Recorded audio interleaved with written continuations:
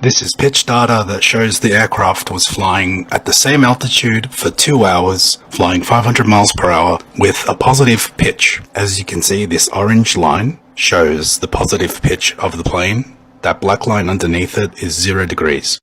So you can see for 2 hours, the plane was at the same altitude and it maintained a positive pitch. So it flew 1,000-mile distance with a positive pitch over the Earth, meaning the nose of the plane was tilted up a few degrees. The reason the plane keeps a positive attitude is to maintain altitude and generate lift. Now, if you're flying around a globe, it would be impossible to have positive pitch over 2 hours over 1,000 miles distance and not gain altitude on a globe. You would have to correct for the curvature of the Earth by changing orientation of the plane relative to the curved surface.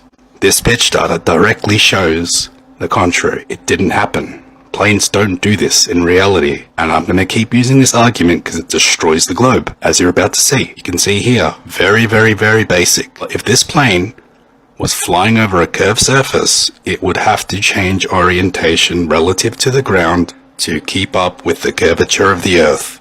But all pilots admit they do not need to nose down. They do not need to adjust for curvature, simply because the curvature is not there. The FAA trains pilots to assume a flat, non-rotating Earth and to ignore a gravity vector, even in the simulations that they use, because the Earth is flat and non-rotating. Here are several clips of pilots I've debated that admit they don't adjust for curvature and don't need to nose down. How often do you have to adjust for the curvature of the Earth? You don't have to adjust. You maintain the same altitude around a globe. Is this line curved? The line curves because we're taking into consideration the curvature of the Earth. We do not need to nose down at all. Does the aircraft ever need to dip its nose down to account for curvature? No. As you can see, a bit of inconsistencies. I debated Stingray, and I told him I got pitch data that shows the plane had a positive pitch for 2 hours for a 1,000-mile distance, and I wanted him to put a plane on his globe and fly around it without dipping the nose, and this is what happened. Yeah, if you have a globe and you want to draw a line at the same altitude around that globe all the way around it, do you have to curve the line to draw it? Do I have to curve a line to draw a line around a globe? At an equal altitude, yeah. Do you have to? From an external reference point, yes. Great. Well, that's not how the plane flies. It flies a straight line. Oh my God. So here we go. So can you see this? Yeah, I can see that. That's the ground, and that's going around a globe. Yeah. It's not moving. Awesome.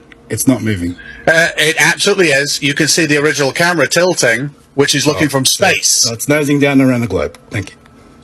Yeah. Yeah. I'll tell you what, get this, if you say that following the surface of the Earth is nosing down, for the sake of that argument, absolutely it's nosing down. For the sake of this argument. Yeah, well, the plane it's absolutely nosing down, but it's doing this. Yeah, it does this. Well, the plane doesn't do that in reality. Welcome to Flat Earth. How often do you have to adjust for the curvature of the Earth?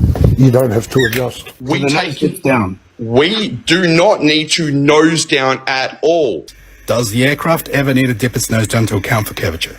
No. The plane does do this. No, it doesn't. And every pilot I've debated admits this, that they don't account for curvature. Like you're showing now, they don't do this. Mind if I take a little peek in the cockpit? Yeah. Cool, thank you. That's nice. Awesome. Cool, you mind if I ask you a couple questions? Okay, everybody's leaving here. How long? Just about like the flight of descent. When it comes to the flight of descent, we fly at like what, 3,100 feet? 37? We were at 28,000. 28,000. From the top of the altitude, from the time we hit the runway. It takes about 3 miles per 1,000 feet that we have to lose. Okay. So when it comes to the flight of descent, do you have to compensate for curvature? No. You don't? Nope. Okay. So whenever you land like east to west, do you ever have to like slow down or speed up whenever you land? Depends on, periodically. It depends on wind usually. So. What do you mean depends on wind? Well, it's a function of ground speed. function of ground speed. Ground speed, right? So like Wind in your face, then you're gonna be slower. no, like if you're landing east, and then if you're landing west, Right. would you have to like slow down or speed up due to Earth's motion? No. No. Nope.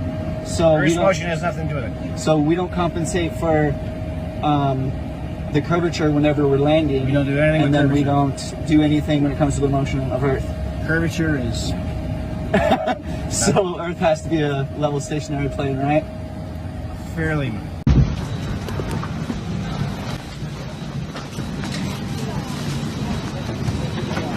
Can I ask them a quick question? Sure. Excuse me. Can I ask you a quick question? Of course. You guys account for any curvature of the Earth? You guys fly with the nose down or anything? It's actually a good question, and these boxes that are here actually do compensate for that. We don't do anything about. I mean, okay. it is in these two boxes you see there. Oh, because They actually do compensate for that. really, because I've read that these guys actually fly with the nose up. It is. It's up about anywhere from 1.5 to about 2 degrees. So you fly with the nose up. Yeah. Not. I mean, 1.5 to 2 degrees is not much, but it is up. So that means there's no curve because you would be flying with the nose down. Oh, that's. Yeah, but I mean, it's as it's moving. But You yeah, guys- that makes sense. You but- guys know it's So flat, the, right? the 7.8, right? So what's 7.8? The 787 actually flies flat though. Okay, so the 787 So- flies flat, but you guys fly with the nose up. On this, Yeah, well, not every single minute, but yeah, if we're accelerating, it's flat, right? Right. All the time. flat all the time. So there's nothing being compensated at that. Never nose down. Only when we're descending. Never nose down. Yeah. I mean, we do come nose down. When you have to come down. Yeah. But if the Earth was a globe, you'd have to be nose down all the time, right? You're asking. I So think it would be less nose up. yeah, I don't know if I have Yeah, the answer. you guys are nose up. I appreciate you getting us safe here. Yeah, Thank you. bet. Thank you. Have a great night. Thank you. Sorry. Woo. Excuse me, do you mind? Hey, how you doing? Very well. How are you? So you know how we just took a flight of descent? Yeah. Did you have to compensate for curvature? Yeah. So did you just have to compensate for curvature due to the flight of descent as we landed just now? No, not necessarily. Yeah. All right. Thank you so much. You bet.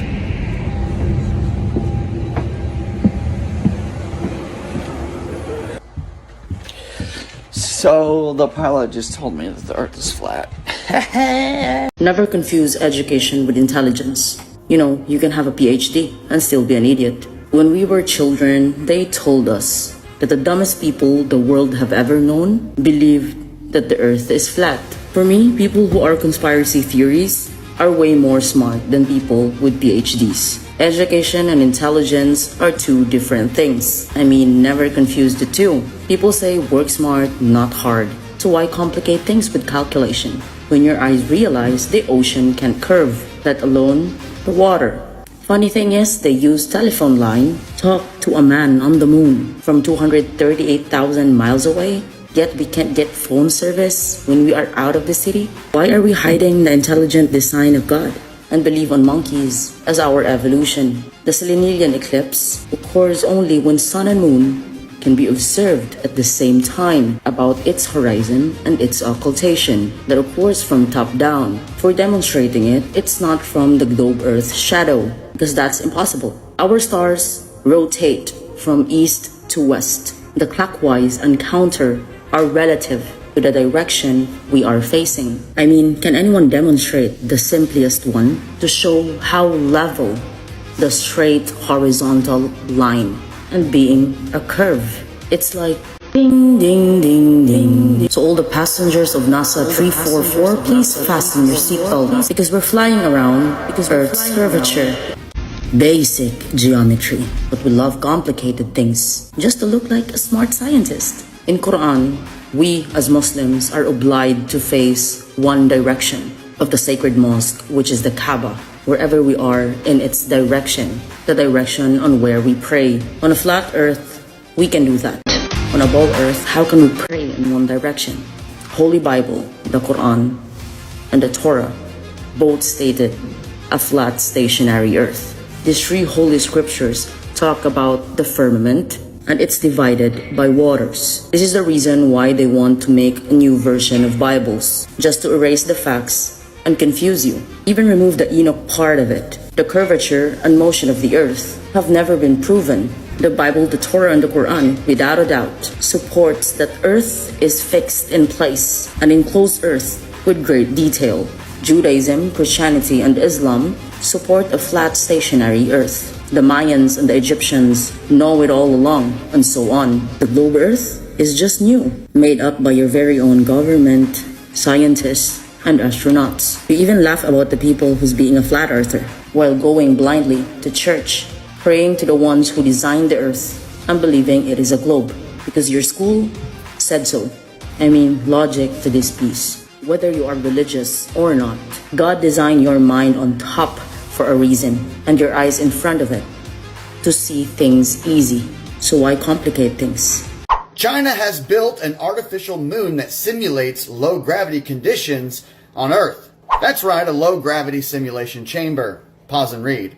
They got the idea from this experiment of a levitating frog, done with electromagnetism. Believe it or not. In case you didn't know, everything has a magnetic field. Here's a syringe of water being repelled using diamagnetism. Also, a block of wood can do the exact same thing. You have a magnetic field. Plastic has a magnetic field. Water, wood, everything.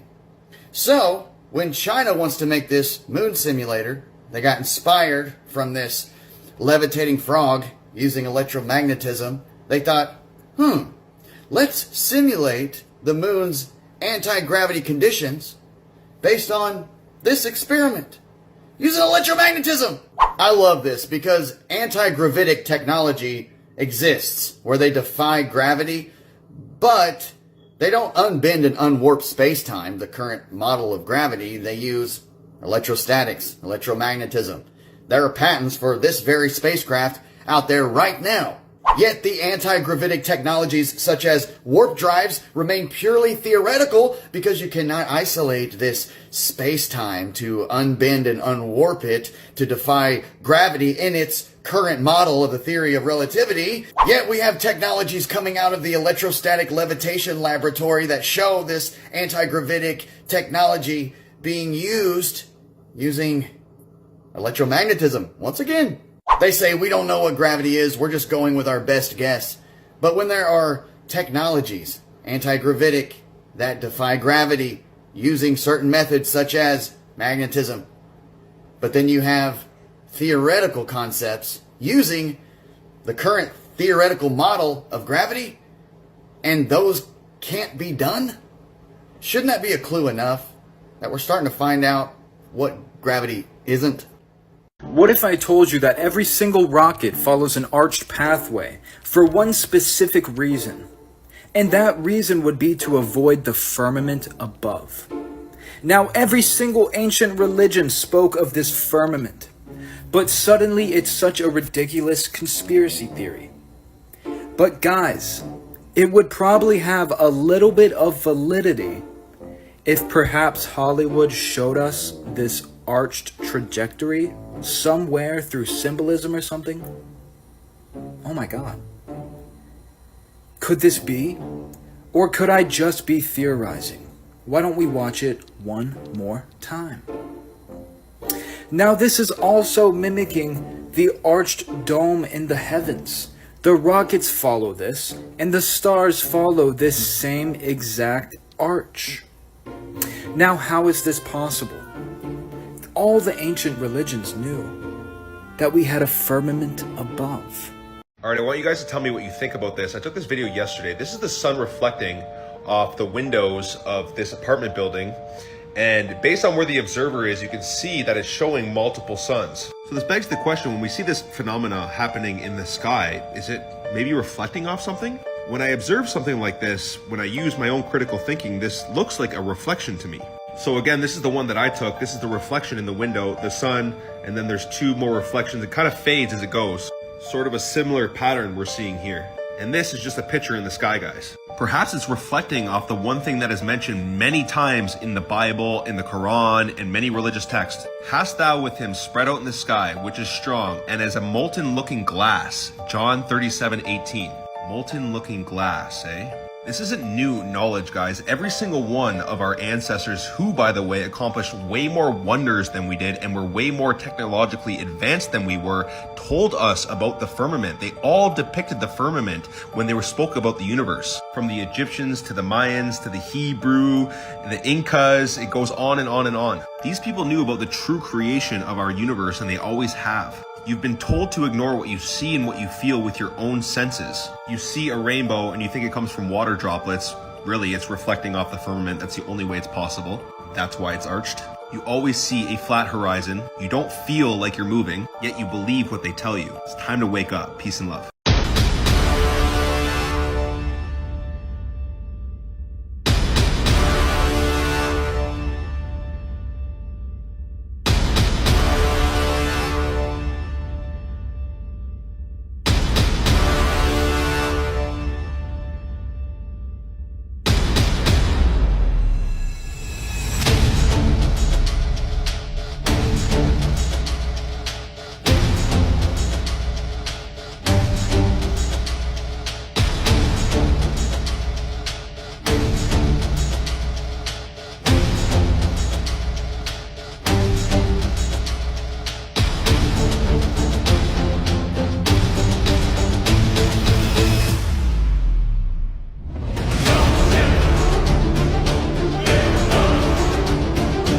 It came in the mail and y'all are opening it with me.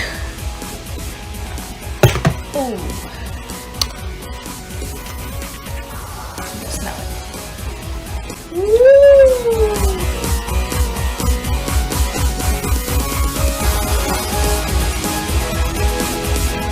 Here we go. The Flat Earth map dates back over 1,000 years. This map is credited to being created by a Persian astronomer. His name was Al-Biruni, and he lived between 973 AD to 1048 AD. It's the official map of the United Nations and also the United States Geological Survey. It used to be present in many places before the creation of NASA and the Antarctic Treaty in 1959. Here you see it with Admiral Byrd. This map has been restored by Dmitry from Russia with suggestions of mine, Eddie Alenkar. Known by my YouTube channel Flat Earth Banjo, I asked Dmitry to include the Bermuda Triangle and Point Nemo, a place deep in the Pacific where NASA buries rockets. Then Robert Tozzi, a professional mapmaker, came along and enhanced the map even more. There are many people now selling this map online, but if you could order it from my online store, I would greatly appreciate it. Visit my online store now and order one of the items. I humbly thank you.